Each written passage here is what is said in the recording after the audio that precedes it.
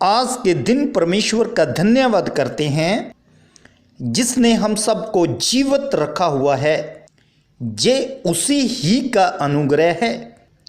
आज हम एक वचन के भेद को देखेंगे जो इन दिनों में ही समझ आ सकता है। वह वचन सबोपदेशक 3 अध्याय और उसका 15 वचन है। जो कुछ हुआ वह इससे पहले भी हो चुका, जो होने वाला है वह हो भी चुका है, और परमेश्वर बीती हुई बात को फिर पूछते हैं। आइए इस वचन को समझने के लिए पहले हम उन राज्यों के ऊपर गौर करें जिनमें इलेक्शन होने वाला है। मंत्री लोग 5 साल के लिए चुने जाते हैं और 5 साल के बाद फिर उनका ओहदा वापस लिया जाता है और वो फिर जनता के पास जाते हैं और उनके पास जाकर वोट की मांग करते हैं। और उनको याद आता है कि 5 साल पहले हमने वोटें मांगी थी, और लोगों को भी ये याद होता है कि हमने वोट डाली थी। यदि मंत्री सही काम नहीं करते तो जनता इलेक्शन में उनको याद दिलाती है कि याद करो आपको पहले हमने वोट डाली थी, मगर 5 साल तूने हमारी बात नहीं पूछी और अब हमारे पास क्या करने आए हैं। ये एक दुनियादारी का राज्य है।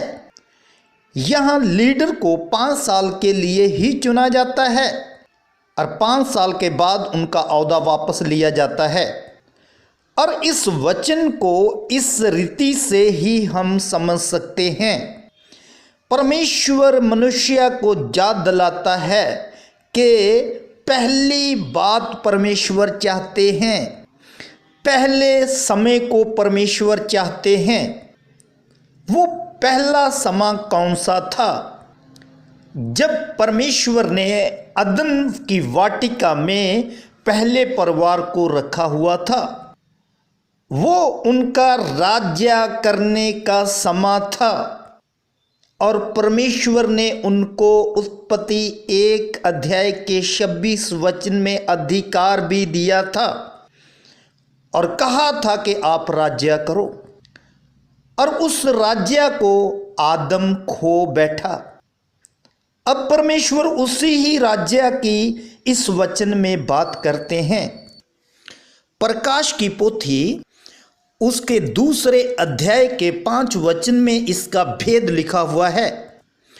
इसलिए सिमरन कर के तू कहाँ से गिरा है और मन फिरा और पहले के समान काम कर।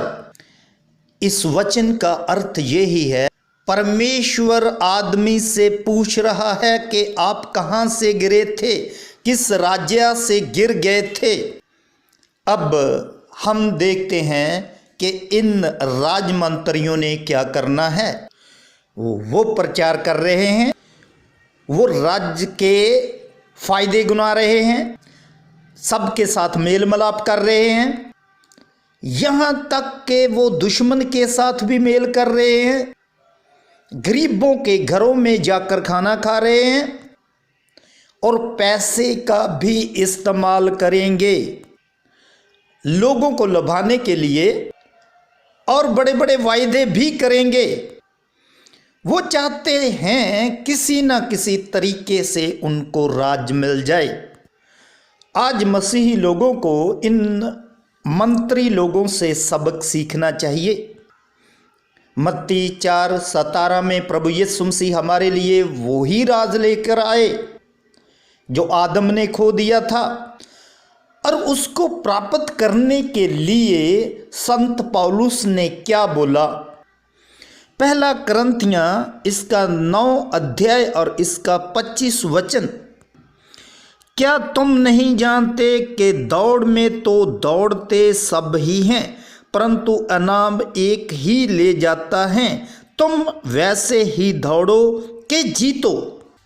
हमारी जो स्वर्ग राज्य की दौड़ है वो जीतने के लिए है, जैसा आज मंत्री लोग कर रहे हैं। पर इनका राज्य तो केवल 5 साल का है। हम लोगों को तो थेसलुनकियों में बताया गया है कि हम अनंत काल तक प्रभु के साथ राज्य करेंगे। तो हम लोगों को मेहनत क्यों नहीं करनी चाहिए और इस राज्य का प्रचार करना चाहिए, इस राज्य का फायदा लोगों को बताना चाहिए और इस राज के विस्तार के लिए अपना पैसा भी खर्चना चाहिए। अब हम एक व्यक्ति के बारे में देखते हैं जो बहुत धनी था। उसने इस राज्य के लिए क्या किया। जो वचन लूका 19 अध्याय और इसका 8 वचन है। जक्कई ने खड़े होकर प्रभु से कहा, हे प्रभु देख, मैं अपनी आधी संपत्ति कंगालों को देता हूँ और यदि किसी का कुछ भी अन्याय के साथ ले लिया है तो उसे चौगुना फेर देता हूँ। क्योंकि जक्कई के जीवन में प्रभु यीशु मसीह आ गए और उनको स्वर्ग राज्य समझ में आ गया, तो ही उसने अपने पैसे को अपना नहीं समझा। उसने उस आदम को जो राज्य दिया था उसको याद किया और वह फिर से वो राज्य को प्राप्त करने के लिए अपना सब कुछ देना चाहता था। और मैं मसीही लोगों से पूछ रहा हूँ, क्या आपको वो राज्य समझ आ गया जिसको प्रभु यीशु मसीह इस संसार में लेकर आए? यदि नहीं आया तो प्रभु के वचन से इसको दोबारा से समझना शुरू करें, क्योंकि इस संसार में हम सदा रहने के लिए नहीं आए और प्रभु के उस राज्य को प्राप्त करने के लिए हम लोगों ने जैसे मंत्री लोग मेहनत कर रहे हैं वैसे ही मेहनत करनी है। वो सब बातें बाइबल में लिखी हैं। जैसे आज मंत्री लोग दुश्मन भी नहीं देख रहे, अपने दल बदल रहे हैं। प्रभु यीशु मसीह ने भी मत्ती में कहा 5:44 में, अपने दुश्मनों से भी प्रेम करो। क्या ही अद्भुत बात है, क्योंकि हमने एक स्वर्गीय राज में जाना है। यही स्वर्ग राज सीखने का हमारे लिए वक्त है।